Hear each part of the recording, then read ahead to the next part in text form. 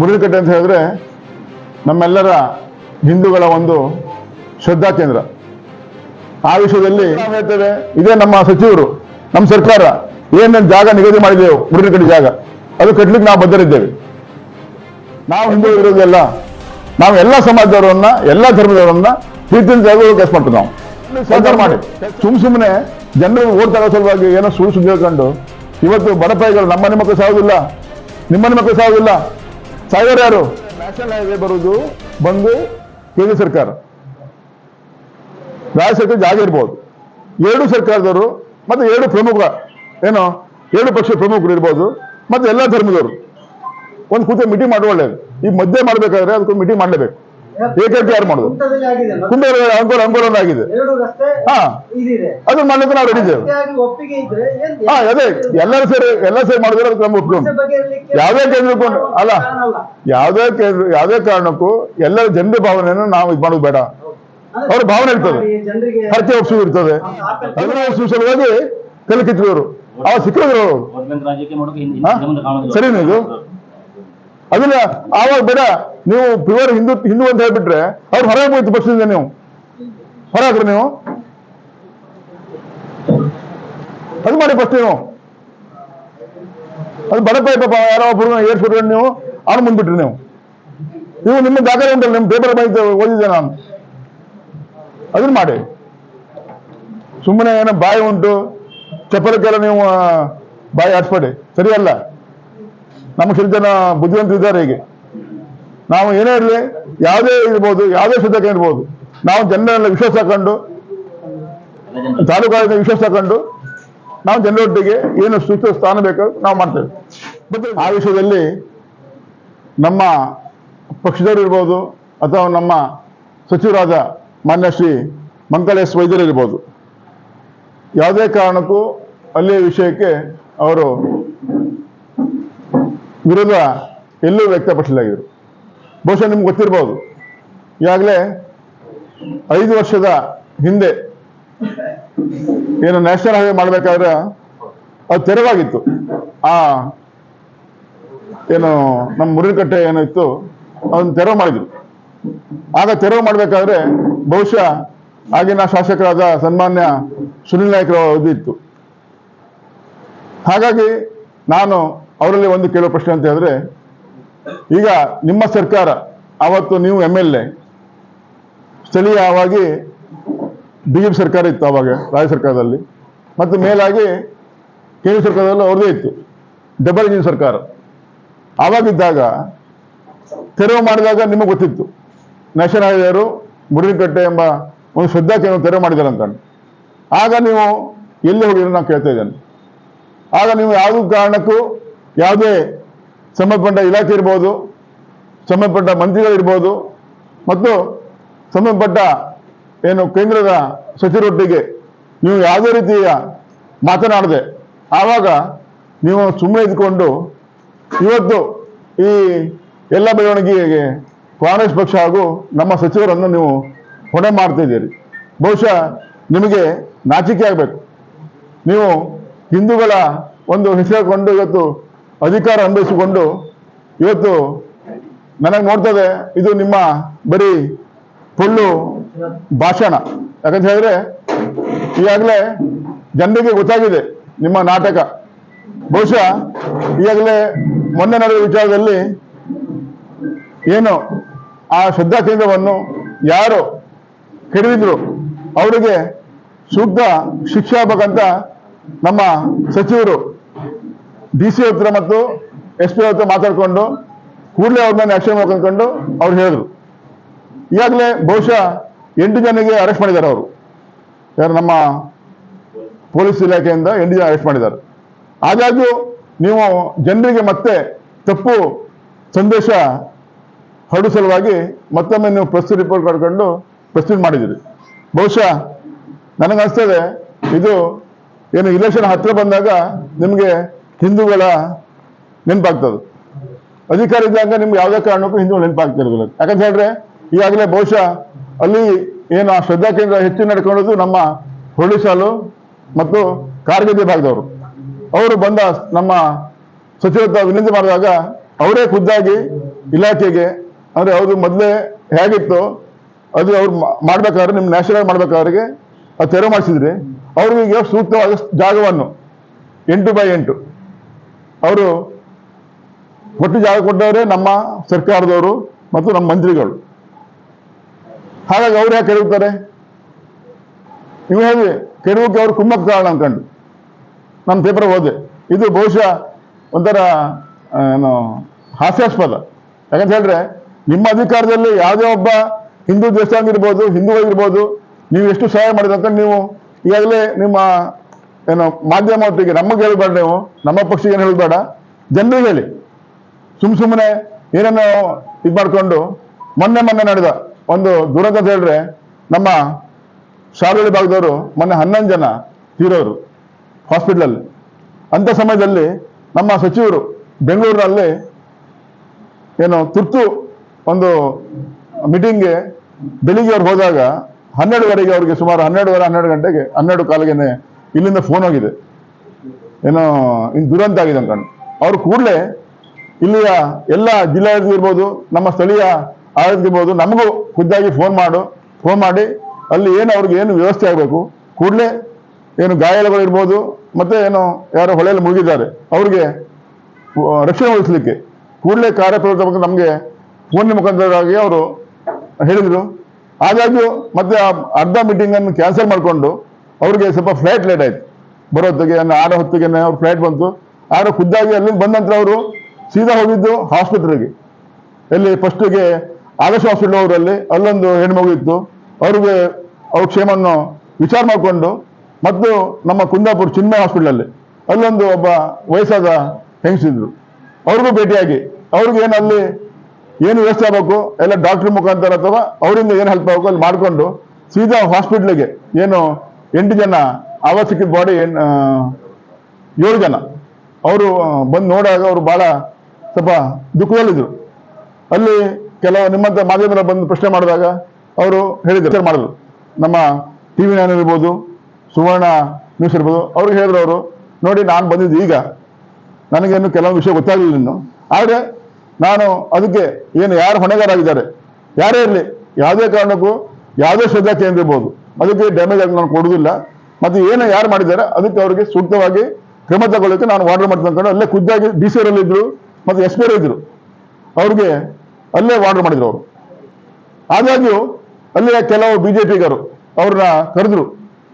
ಆದರೆ ಆ ಮನುಷ್ಯರು ನಮ್ಮ ಸಚಿವರು ಇರ್ಲಿ ಅಂತ ಏನೋ ಹೇಳ್ಬೋದು ಅಂದ್ಕೊಂಡ ಹೋದ್ರಲ್ಲಿ. ಹೋದಾಗ ಅವ್ರು ಕೇಳಿದ್ರು, ಅವರು ಅವರೇ ಅವ್ರ ಬಾಯಿ ಬಂತು, ಸರ್ ನೀವೇ ಆ ಜಾಗವನ್ನು ನಮ್ಗೆ ತೋರಿಸಿದ್ದು, ನೀವೇ ಮಾಡ್ಲಿಕ್ಕೆ ಹೇಳಿದ್ದು ಆಯುರ್ಬೇರ್ಕೆ ಮತ್ತು ನ್ಯಾಷನಲ್ ಆರೋಗ್ಯಗೆ. ಈಗ ಏಕಾಗಿ ಒಂದು ಗುಂಪಿನವರು ಬಂದು ಅದನ್ನು ಕೆಡವಿದ್ದಾರೆ ಅಂತ ಅವ್ರು ಹೇಳಿದ್ರು. ನಾನು ಕೆಡವಿದ್ರೆ ನಾನು ಸುದ್ದಿ ಕೇಳಿದ್ದೇನೆ, ಅವ್ರಿಗೆ ಏನು ಸೂಕ್ತವಾಗಿ ಏನು ಕ್ರಮ ಆಗಬೇಕು ಅದು ಜೋಡಿಸ್ಲಿಕ್ಕೆ ನಾನು ಈಗಾಗಲೇ ವಾರ್ಡರ್ ಮಾಡಿದ್ದೇನೆ, ಅದು ಆಗ್ತದೆ ಅಂತ ಅಷ್ಟೇ ಹೇಳಿದ್ಕೆ ಮತ್ತೇನೋ ಪ್ರಶ್ನೆ ಕೇಳಕ್ಕೆ ಮಾಡಿದ್ರು. ಅದಕ್ಕೆ ಅವ್ರು ಉತ್ತರ ಕೊಡ್ಲಿಕ್ಕೆ ಅಂದರೆ ಅವರು ಈಗಾಗಲೇ ಹಾಸ್ಪಿಟ್ಲಲ್ಲಿ ಏನೋ ಒಂದು ಬದಿಗೆ ಹೆಣ ಉಂಟು, ಆ ಟೈಮ್ನಲ್ಲಿ ಎಲ್ಲ ಪ್ರಶ್ನೆಗೂ ಉತ್ತರ ಕೊಡ್ಲಿಕ್ಕೆ ಆಗುದಿಲ್ಲ ಯಾರು ಕೆಲವು ವಿಷಯದಲ್ಲಿ. ಆದಾಗ ಅವ್ರು ಏನೋ ಹೋಗ್ಲಿಕ್ಕೆ ಮಾಡಿದ್ರು, ಅವ್ರ ವಿರುದ್ಧ ಏನೋ ಒಂದು ಕೆಟ್ಟವಾಗಿ ಘೋಷಣೆಗೆ ಹೋದ್ರು. ಆ ಘೋಷಣೆಗೆ ನಾವು ಪ್ರತಿಕಾರ ಮಾಡ್ತಿದ್ರು, ಆದರೆ ಅದು ಸಮಯ ಅಲ್ಲ. ಯಾಕಂತ ಹೇಳಿದ್ರೆ BJPಯವರ ಒಂದು ಮನಸ್ಥಿತಿ ಬಿಟ್ರೆ ಅವ್ರು ಯಾವಾಗೂ ಹೆಣದ ಮೇಲೆ ರಾಜಕೀಯ ಮಾಡೋರು, ಈಗಲ್ಲ. ಅವ್ರೇನು ಅಭಿವೃದ್ಧಿ ಯಾವಾಗೂ ರಾಜಕೀಯ ಮಾಡೋದಲ್ಲ, ಅವ್ರು ಯಾವತ್ತೂ ರಾಜಕೀಯ ಮಾಡಿದ್ದೆ ಹೆಣದ ವಿಚಾರದಲ್ಲಿ. ಹಾಗಾಗಿ ಅವರಿಗೆ ಮನುಷ್ಯನ ಒಂದು ಮಾನವೀಯತೆಯ ಗುಣನ ಅವ್ರ ಹತ್ರ ಇಲ್ಲ ಅಂತ ನಾನು ಹೇಳ್ಬೋದು. ಈಗಾಗಲೇ ಸುನಿಲ್ ನಾಯ್ಕರವರು ಏನೋ ಬಹಳ ಹಿಂದೂಗಳ ಅಸ್ಮಿತೆ ಅಂತ ಹೇಳ್ಬಿಟ್ರು. ಅವರು ಹಿಂದೂಗಳ ಅಸ್ಮಿತೆ ಯಾವಾಗ ಹಾಳಾಗಿದೆ ಅವ್ರು ಹೇಳ್ಬೇಕಲ್ಲ. ಖಾಲಿ ದೇವಸ್ಥಾನ ಕಟ್ಟರೆ ಮಾತ್ರ ಹಿಂದೂಗಳ ಅಸ್ಮಿತೆ ಉಳಿದಿಲ್ಲ. ಹಿಂದೂಗಳಿಗೆ ಅವರು ಬೇಕಾದ ಸಮಯದಲ್ಲಿ ಅವ್ರ ಶಿಕ್ಷಣಕ್ಕೆ, ಅವ್ರ ಆರೋಗ್ಯಕ್ಕೆ ನೀವು ಏನು ಹೆಲ್ಪ್ ಮಾಡಿದ್ರೆ ನಮಗೆ ತಿಳಿಸಬೇಡ, ನೀವು ಜನರು ತಿಳಿಸಿ, ಸ್ವಲ್ಪ ಸಾರ್ವಜನಿಕರು ನೀವು ತಿಳಿಸಿ. ಜನ ಆವಾಗ ಹೇಳ್ತಾರೆ ಈಗ ಏನೋ ಇಲೇಷನ್ ಹತ್ತು ಮಾಡೋದಕ್ಕೂ ನಿಮ್ಗೆ ಏನೇನೋ ಸುದ್ದಿ ಆಗ್ತದೆ. ಉದಾಹರಣೆ ನಾಗಬನ, ಈಗ ಹೇಳಿದವರು ಎಲ್ಲ ಸುದ್ದಿನೇ ಹೇಳಿದ್ರು. ಆಯುಷ ನಾಗಬನ ವಿಷಯದಲ್ಲಿ ನಾಗಬನ ಕಟ್ಟಬೇಕಾದ್ರೆ ನಮ್ಮ ಮಾನ್ಯ ಆವಾಗ ಬಾಯಿ ಚಪ್ಪಲ್ಲ ಏನಾಯ್ತು ಅನ್ಕೊಂಡು ಅದು ಬಾಯಿ ಚಪ್ಪಲ್ಲ. ಈಗ ಅದೆಲ್ಲ ನೋಡಿ ಈಗ ಅವ್ರು ಹೇಳಿದಾರ್ಕೆಗೆ ನಮ್ಮ ಪಕ್ಷಕ್ಕೆ ಹೇಳಿಲ್ಲ, ಅವ್ರು ಹೇಳಿದ್ದು ಪೊಲೀಸ್ ಇಲಾಖೆ ಇದೆ ಮುಂದೆ ಅವ್ರು ಹೋಗ್ತಾರೆ. ಅವ್ರು ವೈದ್ಯ ವಿಚಾರ, ನಮ್ದು ಭಾಷೆ ಉಂಟು ಏನೋ ನಮ್ಮ ಭಾರತದಲ್ಲಿ ನಾನು ನಿಂಗೆ ಹೊಡಿದ್ದೆ ಬಡಿದ್ದೆ ಹೇಳ್ಬೋದು. ಆದ್ರೆ ಒಬ್ಬ ಮನುಷ್ಯ ಆಗವ ಆ ಸಮಯದಲ್ಲಿ ಸ್ವಲ್ಪ ತಾಳ್ಮೆ ಇರಬೇಕು, ಮತ್ತೆ ಯೋಚನೆ ಮಾಡಬೇಕು. ಅವ್ರಾಗ ಒಂದು ಪಶ್ಚಿಮ ಘಟ್ಟ ಕಾರ್ಯಪ್ರದೇಶ ಆದರು ಅವ್ರ ಬಾಯಲ್ಲಿ ಅಂತ ವಿಷಯ ಭಾವನೆ ಗೆಲ್ಲಿಸಿ ಬರಬೇಡಿ ಯಾರು, ಒಳ್ಳೇದಲ್ಲ. ಬಡಪೇಗ ಸಾಯ್ತಾರೆ, ನೀವು ಮನೆ ಹೋಗ್ತೀರಿ, ಮನೆ ಕಂತ್ರಿ, ಮನೆ ಹೋಗ್ಕೊಂಡು ರಾಜ್ಯಕ್ಕೆ ತೇವಲಿಗೆ ಸುಮ್ಮನೆ ಏನೋ ಬಾಯಾಗುಂಟು ಏನು ನಿಮ್ಮ ಏನು ಆಧಾರ ಮಾತಾಡಿ, ಆಧಾರ ಬೇಕು ನಮ್ಗೆ ಯಾವುದೇ ಆಗಲಿ ಸಾಕು. ಮತ್ತೆ ಜನರ ಮೇಲೆ ಆಟ ಮಾಡಿ ಸಾಕಿನ್ನೆ, ಮತ್ತೆ ಜನರ ಮಧ್ಯೆ ಕೆಟ್ಟ ವಿಚಾರ ಮಾಡಿ ಹೋಗಬೇಡಿ. ನಾವೆಲ್ಲರೂ ನಮ್ಮ ಬರ್ಕ ಇರ್ಬೋದು, ಎಲ್ಲ ಜನ ಇರ್ಬೋದು, ಎಲ್ಲ ಧರ್ಮದವರು, ಎಲ್ಲ ಸಮಾಜದವರು ಶಾಂತಿ ಬಂದಿದ್ದೇವೆ. ನಮ್ಮ ಸರ್ಕಾರ ಕೂಡ ಇರ್ಬೋದು. ವೈಯಕ್ತಿಕವಾಗಿ ನಾವು ಮಂಗಳೂರು ವೈಯಕ್ತಿಕವಾಗಿ ಎಷ್ಟು ಸಹಾಯ ಇರಲಿಲ್ಲ, ಈಗ ಅರ್ಧ ಕೋಟಿ ಜಾಗ ಮಾಡಿದ್ದಾರೆ. ಹಾಗಾದ್ರೆ ಬಾಕಿ ಜಾಗ ಎಲ್ಲ ಇತ್ತು. ನೀವು ಜನ ಉತ್ತರ ಕೊಡಿ. ಬಿಟ್ಟು ಅದನ್ನ ಬಿಟ್ಟು ನೀವೇನೋ ಸ್ವಲ್ಪ ಅಧಿಕಾರ ಲಾಲಸೆಯಾಗಿ ನಿಮ್ಗೆ ಈಗಾಗಲೇ ಬಹುಶಃ ಏನು ಮಾನಸಿಕವಾಗಿ ಸೀಮಿತ ಕಳ್ಕೊಂಡಿರ್ಬೋದು. ಯಾಕಂತ ಹೇಳಿದ್ರೆ ನೀವು 5 ವರ್ಷ ನಿಮಗೆ ಒಳ್ಳೆ ಜನ, ಒಳ್ಳೆ ವ್ಯಕ್ತಿ, ಒಳ್ಳೆ ಪಕ್ಷದ ಅಧಿಕಾರ ಕೊಟ್ಟರು. ನೀವು ಮಾಡಿದೇನು? ನಮಗೆ ಅಧಿಕೃತವಾಗಿ ಎಲ್ಲಿ ಹಿಂದೂಗಳ ದೇವಸ್ಥಾನಕ್ಕೆ ಎಲ್ಲ ದೇವಾಲಯ ಆಗಿರ್ಬೋದು, ಸುಲಭವೂ ಇರ್ಬೋದು, ಮಾಹಿತಿ ನಾವು ನಿಮ್ಮ ರಿಪೋರ್ಟ್ ಕೊಡ್ತೀರಿ. ನೀವು ಕೊಡಿ. ಈಗ ನಿಮ್ಮ ಅವಧಿಯಲ್ಲಿ ಮತ್ತೆ ಡಬಲ್ ಇಂಜಿನ್ ಸರ್ಕಾರ, ಹೀಗೆ ಅವರ ಅವಧಿಯಲ್ಲಿ ಸಿಂಗಲ್ ಸರ್ಕಾರ, ಡಬಲ್ ಇಂಜಿನ್ ಕೊಡಿ, ಅಧಿಕಾರ ಕೊಡಿ. ನಾವು ನಾಳೆನೇ ಕೂರಿಸ್ತಿರ್ಬೇಕಾದ್ರೆ ಮಂಗಳೂರಿನ ನಾಳೆನೆ ನೀವು ನೀವೇ ಕರೀರಿ ಚರ್ಚೆಗೆ, ನಾವು ಕೂರಿಸ್ರು. ಅದನ್ನ ಮಾಡಿ ಫಸ್ಟಿಗೆ. ಸುಮ್ಮನೆ ನಿಮ್ಮ ಬಾಯಿ ಬಂದು ಉಂಟು ಏನೋ ಹೇಳ್ಕೊಂಡು ಬಡಪಾಯಿಗಳಿಗೆ ನೀವು ಅದು ನಮ್ದು ಕೆಲಸ. ಅದು ಬಿಟ್ಟಾಗಿ ಏನು ನೀವೊಬ್ಬರು ಕ್ಷೇತ್ರವನ್ನು 5 ವರ್ಷ ಆಳಿದವ್ರು, ನೀವು ಜನರಿಗೆ ನಿಮ್ಮ ಬಗ್ಗೆ ಗೊತ್ತುಂಟು. ನೀವು ಅದನ್ನ ಮುಚ್ಚಾಕೋ ಸಲುವಾಗಿ ಏನೋ ಇದೊಂದು ಡಂಬಾಚಾರ ಮಾಡಬೇಡಿ. ಅದು ಬಿಟ್ಟು ನೀವೆಲ್ಲ ಬಂದು ಎಲ್ಲ ಒಟ್ಟೆ ಕಟ್ಟು ಹೋಗ್ಬೇಕಾದ್ರೆ ಎಲ್ಲರೂ ಪ್ರೀತಿಯನ್ನು ತೆಗೆದುಕೊಂಡು, ಎಲ್ಲ ಸಮಾಜದವ್ರನ್ನ, ಧರ್ಮದವ್ರನ್ನ ಪ್ರೀತಿಯನ್ನು ತಗೊಂಡು ನಾವು ಕಟ್ಟುವ. ಎಲ್ಲರೂ ಯಾವುದೇ ಶ್ರದ್ಧಾಕೇಂದ್ರ ಇರ್ಬೋದು, ಅದು ಫಸ್ಟ್ ನಾವು ಮಾಡ್ಬೇಕು. ಬಿಟ್ಟಾಗಿ ನೀವೇನೋ ನಮಗೆ ಓಟಿನ ಮುಖ ಏನೋ ಓಟ್ ಬರ್ಬೋದು ಅಂತ ಹೇಳಿದಾಗ ಈಗ ಜನ ನಂಬುವ ಸ್ಥಿತಿಯಲ್ಲಿ ಇಲ್ಲ. ನಾವು ನಿಮ್ಮ ಚಾರ್ಜ್ ಮಾಡ್ತರು, ನಮ್ಮ ಹಿಂದೂಗಳಿರ್ಬೋದು, ಎಲ್ಲ ಸಮಾಜರಿರ್ಬೋದು, ಎಲ್ಲ ಧರ್ಮದಲ್ಲಿರ್ಬೋದು. ಬಟ್ ಈಗ ನೀವು ಹೇಳ್ತೀವಿ ಅವಾಗ ಹಿಂದೂಗಳಿರ್ಬೋದು ಅಂತ ಕಾಂಗ್ರೆಸ್ ಪಕ್ಷ ಇರ್ಬೋದು, ಮಂಗಳೂರು ಇರ್ಬೋದು, ನಾವು ಚಾರ್ಜ್ ಮಾಡ್ತರು. ಸುನಿಲ್ ನಾಯ್ಕರಿಗೆ ಒಂದ್ ಕಡೆ ಕೂತ್ಕೊಳ್ಳಿ, ಒಂದ್ ಕಡೆ ನಮ್ಮ ಮಂಗಳೂರು ಕೂತಾರೆ. ಸರ್ ಚರ್ಚೆ ಮಾಡಿ, ಯಾವ ಹಿಂದೂಗಳು ನೀವು ಎಷ್ಟು ಹೆಲ್ಪ್ ಮಾಡಿರಿ ಅನ್ಕೊಂಡು, ಯಾವ ದೇಶ ನೀವು ಹೆಲ್ಪ್ ಮಾಡಿದ್ರಿ ಚರ್ಚೆ ಮಾಡಿ. ಯಾವ ಅವಧಿಯಲ್ಲಿ ಹೆಚ್ಚಿನವಾಗಿ ಅನುದಾನ ಕೊಟ್ಟಿದ್ರಿ, ಕೈಯಲ್ಲಿ ಸ್ವಂತವಾಗಿ ಎಷ್ಟು ಕೊಟ್ಟಿದ್ರಿ ಚರ್ಚೆ ಮಾಡಿ. ಸುಮ್ಮನೆ ಡಂಬಾಚಾರಕ್ಕೆ ಏನೋ ಮಾತು ಬಾಯಿ ಉಂಟು ಏನೋ ವಿಷಯ ಕೊಂಡು ನೀವು ಕೋಮು ಸಂಘರ್ಷ ಮಾಡ್ಲಿಕ್ಕೆ ಹೋಗಬೇಡಿ. ಇದು ಒಳ್ಳೇದಲ್ಲ. ಇವತ್ತು ಜನ ಏನು ನಮ್ದು ಜೀವನ ಸಾಯ್ಬಿಟ್ಟು ಸೇಮ್ ಸಿಸ್ಟಮ್, ನಾವೆಲ್ಲರನ್ನು ಒಟ್ಟಿಗೆ ತಗೊಂಡು ಹೋದಾಗ ಮಾತ್ರ ನಮಗೆ ಏನೋ ಜೀವನ ನಡೆಸಲಿಕ್ಕೆ ಆಗ್ತದೆ. ಒಂದೇ ಮಾಡ್ಲಿಕ್ಕೆ ಆಗೋದಿಲ್ಲ. ನೀವು ಬಾಕಿ ವಿಚಾರ ಮಾಡಿ. ಈಗಾಗಲೇ ಮೊನ್ನೆ ಜನ ಏನೋ ಪಾಪ 11 ಜನ ಸತ್ರು, ಅವ್ರ ಪರಿಹಾರಕ್ಕೆ ನೀವು ಹೆಚ್ಚಿನಾಗಿ ಆಗರಿಸಿ ನಾವು ಒಪ್ಪಿಲ್ಲ. ಅದನ್ನ ಬಿಟ್ಟುಕೊಂಡು ನೀವು ಆವತ್ತು ಇದು ಮಾನವೀಯತೆ ಉಂಟಾ ಬಿಜೆಪಿಯವರಿಗೆ? ನೀವು ಇದ್ರಲ್ಲಿ ಕುಂತಾಗಿ ಸುನಿಲ್ ನಾಯ್ಕರು ನೀವು ಇದ್ರಲ್ಲಿ ನೀವು ಅವ್ರಿಗೆ ಹೇಳ್ಬೋದಿತ್ತಲ್ಲ, ಈ ಟೈಮ್ನ ಕೇಳಿಸೋದಿಲ್ಲ ಅನ್ಕೊಂಡು ಮಿನಿಸ್ಟ್ರಿಗೆ. ನೀವೇ ಕಡಿಬಹುದು ಅವ್ರಿಗೆ. ಅದೇ ಜನರಿಗೆ ನೀವೇ ಯಾಕೆ ಆಗ್ಬೋದು? ನಿಮ್ಗೆ ಗೊತ್ತುಂಟಲ್ಲಿ ಯಾವ ಸ್ಥಿತಿ ಇದ್ರು. ನಾವು ಆವತ್ತು ಒಂದು 8 ಜನ ತೀರೋ, 7 ಜನ ಬಾಡಿ ಇದೆ ಅಲ್ಲಿ, 11 ತೀರೋದ್ರೆ 7 ಜನ ಬಾಡಿ ಇದೆ ಅಲ್ಲಿ ಹಾಸ್ಪಿಟಲ್. ಅಂತರದಲ್ಲಿ ನೀವು ಆ ಟೈಮ್ನಲ್ಲಿ ಒಬ್ಬ ಸಚಿವರಿಗೆ ಕೇಳಬಾರ್ದು ಪ್ರಶ್ನೆ ಆ ಸಂದರ್ಭ ಯಾವುದು? ಅವ್ರು ಸತ್ತಾರೆ ಯಾರು? ಎಲ್ಲ ಹಿಂದೂಗಳೇ. ನೀವು ಹತ್ರ ಹಿಂದೂಗಳ ನಾಯಕ ಅಂತ ಹೇಳ್ರು, ಹಿಂದೂಗಳೇ ಎಲ್ಲರೂ, ಎಲ್ಲ ಹೆಲ್ಪ್ ಮಾಡಿದಾರಲ್ಲಿ. ನೀವು ಇದ್ರಲ್ಲ ಆ ಸ್ಪಾಟಲ್ಲಿ, ನೀವು ಆ ಜಾಗದಲ್ಲಿ ಇದ್ರಿ. ಅವಾಗ ನಮ್ಮ ಕೆಲವು ಫ್ರೀಜರ್ ವ್ಯವಸ್ಥೆ ಬೇಕಿತ್ತು. ನಮ್ಮ ಶನಿವಾರದಲ್ಲಿ ಪಾಪ ಮುಸ್ಲಿಂ ಬಂಧುಗಳಿಗೆ ನಾವು ಫೋನ್ ಮಾಡಿದಾಗ ಅವ್ರು ನಮ್ಗೆ ಕೆಲವು ಫ್ರೀ ಕೊಟ್ರು ಫ್ರೀಜರ್. ಅದು ಮಾನವೀಯತೆ ರೀ. ಅಂತ ಮಾಡಿ ನೀವು ವಿಚಾರ ಮಾಡಿ. ನೀವು ಇನ್ನೇ ನೀವು ಅಂತ ಡಂಬಾಚಾರ ಮಾಡಿಕೊಂಡು ಬರ್ಕಾ ಜನತೆ ಅಥವಾ ನಮ್ಮ ರಾಜ್ಯ ಜನತೆ ನಮಗೆ ಸಾಧ್ಯ ಇಲ್ಲ. ಯಾಕಂತ ಹೇಳಿದ್ರೆ ನಿಮ್ಗೆ ತುಂಬಾ ಸಲ ಆಯ್ತು ಈಗ ನಾಟಕ ಮಾಡಿದ್ದು. ನೀವು ಮೊನ್ನೆ ಆಯ್ತು ನೀಟ್ ಎಕ್ಸಾಮ್, ಎಷ್ಟು ಮಕ್ಕಳು ಭವಿಷ್ಯ ಮಾಡಿದ್ರಿ? ಎಷ್ಟು ಮಕ್ಕಳು ಭವಿಷ್ಯ ಇಡೀ ದೇಶದಲ್ಲಿ? ಇವತ್ತು ಒಂದು 4-5 ಜನ ಮಕ್ಕಳು ಆತ್ಮಹತ್ಯೆ ಮಾಡ್ಕೊಂಡ್ರು, 17 ಜನ ಮಕ್ಕಳು.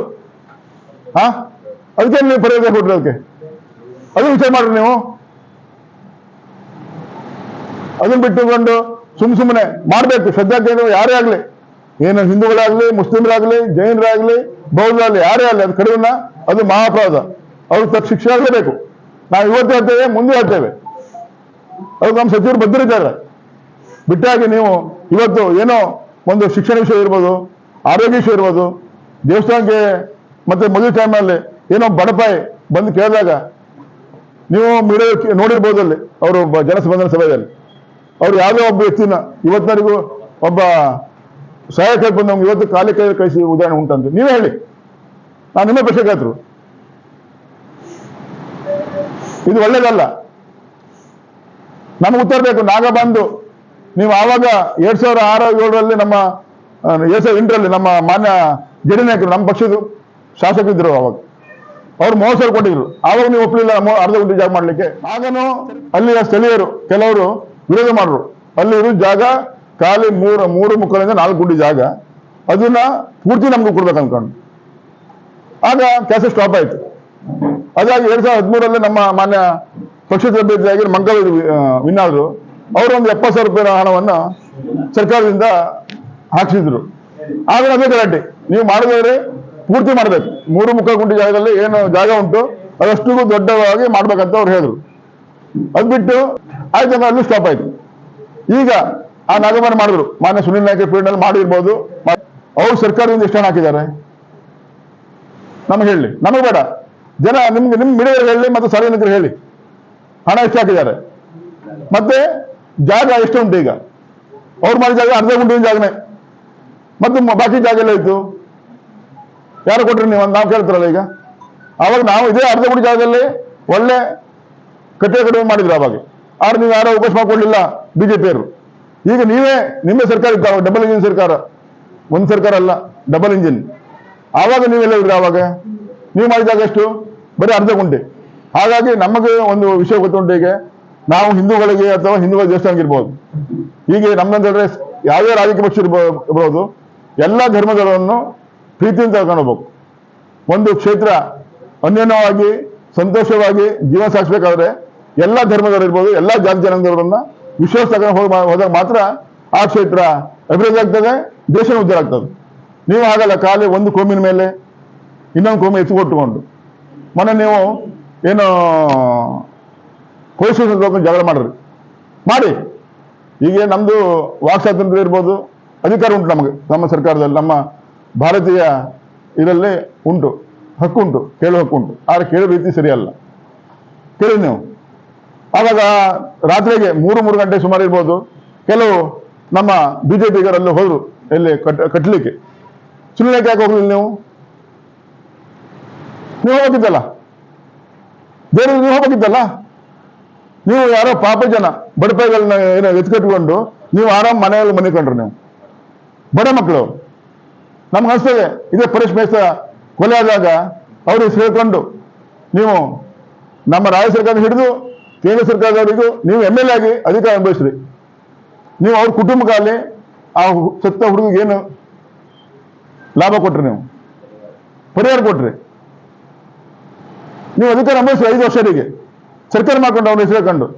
ಇವತ್ತು ಅವ್ರ ಮನೆಯವರಿಗೆ, ತಂಗಿಗೆ, ನಮ್ಮ ಆವಾಗ ಮಂಗಲೂರು MLA ಇದ್ರು, ನಮ್ಮ ಉಸ್ತುವಾರಿ ಮಿನಿಸ್ಟರ್ ದೇಶಪಾಂಡೆ ಸಾಹೇಬ್ರಿದ್ರು. ಅವ್ರ ಮನೆ ಹೋಗಿ ಏನೋ ಆಗಿದೆ, ಅದಕ್ಕೆ ಯಾರು ಹೊಣೆಗಾರಿದ್ರು ಅವ್ರಿಗೆ ಶಿಕ್ಷೆ ಕೊಡ್ಲಿಕ್ಕೆ ನಾವು ನಮ್ಮ ಸರ್ಕಾರ ಬದ್ಧರಿದ್ದೇವೆ, ಹೋಗಿ ನಾವು ಇದು ಮಾಡ್ತಂತ ಹೇಳಿದ್ರು. ಆಗ ನೀವು ಆಗಿನ ರಾಷ್ಟ್ರಾಧ್ಯಕ್ಷರು ಯಾರೋ ನಮ್ಮ ಅಮಿತ್ ಶಾ ಕರ್ಕೊಂಡು ಬಂದರು. ನೀವು ಆವಾಗ ಬಂದು ನೀವು ಹೇಳ್ರು, ನಾವು ಜಾಬ್ ಕೊಡ್ತರು, ನೀವು ಹೆದರಬೇಡಿ, ಮುಂದೆ ಸರ್ಕಾರ ನಮ್ಮ ಬಂದರೆ ಈ ಕೇಸನ್ನ ಜರೂರಾಗಿ ನಾವು ತನಿಖೆ ಮಾಡಿ ಸೂಕ್ತ ಕ್ರಮ ತಗೋಬೇಕು. ಅದು ಮಾಡಿದ್ದೇನೆ. ನೀವು ಈಗ ಬಂದ ನಂತರ